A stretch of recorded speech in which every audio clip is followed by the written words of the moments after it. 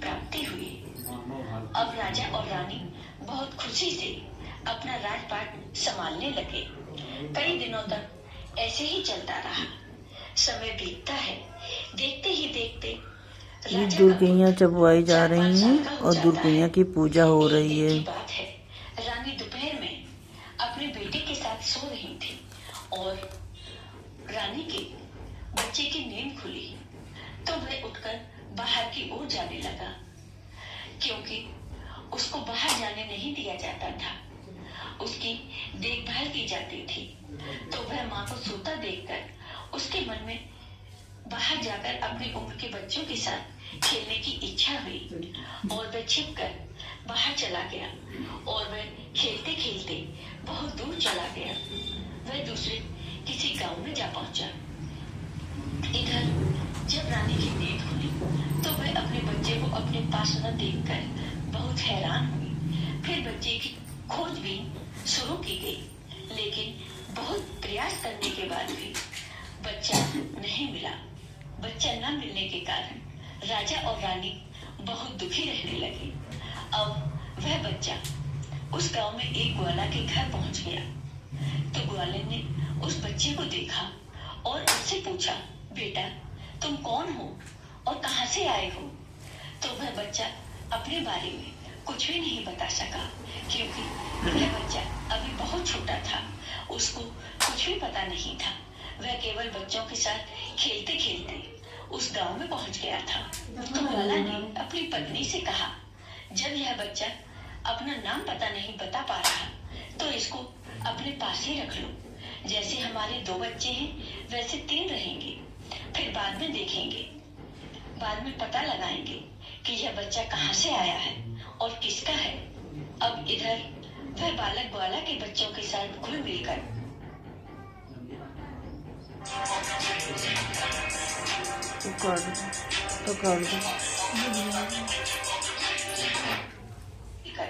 खेलने लगा और कुछ दिन ऐसे ही बीत गए।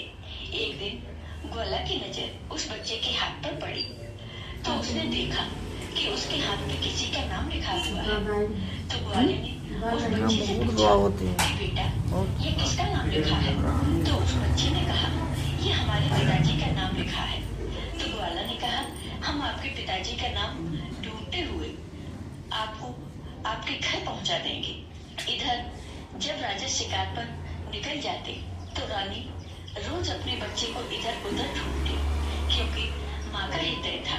वह दिन भर तड़पती अपने बच्चे की याद में और इधर उधर बाग बगीचे में देखती कि कहीं से मेरे बच्चे का कोई संदेश आ जाए। रानी यही सोचती। इतने दिनों के बाद एक संतान हुई भी तो मैंने लापरवाही में वह भी अपने हाथ से गवा दी। अब रानी एकदम निराश होकर एक गांव में पहुंची तो रानी ने वहां पर देखा कि कुछ औरत मिलकर दुर्गाइयां पूजा कर रही थी। तो रानी भी वहां पर बैठकर कलर लगाओ जल्दी से पूजा देखने लगी और दुर्गाइयां पूजा में कही जाने वाली कहानी को भी बहुत मन लगाकर सुनने लगी। पूजा खत्म हो जाने वहीं सोफा पे बैठ के जल्दी से लगा लो। आओ आओ यहाँ आओ, उधर से किनारे आओ, बस बैठ जाओ। हमको भी बता दीजिए। तब सभी सुहागिनों ने पागल बच्चे स्कूल जाते हैं तुरंत माता की पूजा कर रहे हैं। एक हमारे ये अपने भक्तों के संकट को क्षण मात्र में दूर कर देती है। बस ध्यान रखने वाली बात यह है कि जब आप तुरंत माता चप्पलों से मार के तो आपने जो कुछ पूजा मान रखा है वह तुरंत कर दें। मनोकामना पूर्ण होने के बाद तुरंत माता की पूजा तुरंत ही कर देनी चाहिए, उसको टालनी नहीं चाहिए। जैसा कि आपको नाम से ही पता चल रहा होगा, तुरंत माता।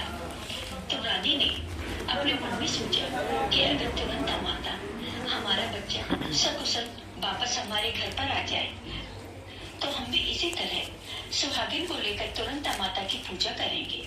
इधर रानी का यह मन्नत मांगना हुआ कि उधर ग्वाला बच्चे को लेकर उसके पिता की तलाश में निकल पड़ा।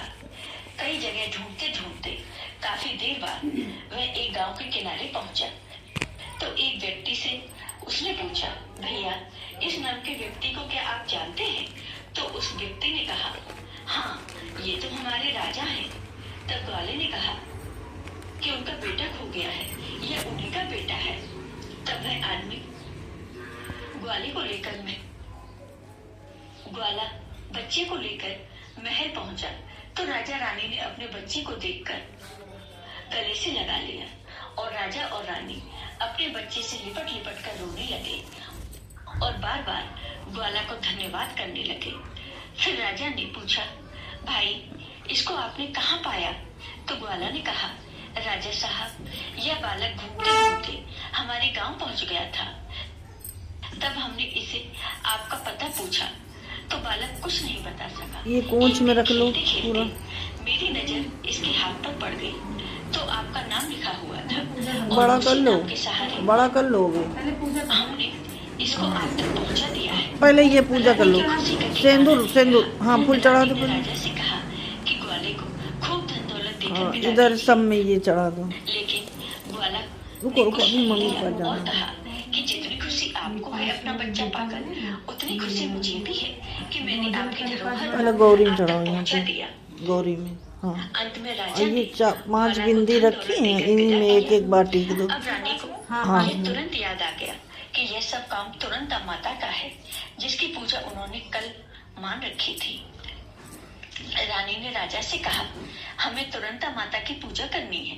नगर की कुछ औरतों को निमंत्रण दीजिए और तुरंता माता की पूजा में लगने वाली सारी सामग्री इकट्ठी करवाइए। आज हम सब मिलकर तुरंता माता की पूजा विधि पूर्वक करेंगे। तुरंता माता की पूजा की सारी व्यवस्था की गई। यही रख दो। सभी सुहागिनों ने मिलकर तुरंता माता की पूजा विधि विधान से की और तुरंता माता का गीत गाया। जिन सुहागिनों को तुरंता माता की कथा आती थी, एक पान, तुरंता माता की कथा सुनाई और फिर अंत में सभी थोड़ा सा सुहागिनों पान खुटक लो तुरंता और माता की थोड़ा सा आरती पीना। की और तुरंता माता से प्रार्थना ये की, लेना है। हे माँ, जिस तरह से आपने हमारे संकट को दूर किया है, ऐसे ही जो लोग आपको याद करें, आप उनके भी संकट को तुरंत दूर करें। आपका स्वभाव बड़ा ही दयालु, बड़ा ही सहज और बड़ा ही कृपालु है। जय हो तुरंत आ माता की। आपको ये वीडियो पसंद आया हो तो कमेंट बॉक्स में कमेंट करके जरूर बताइए।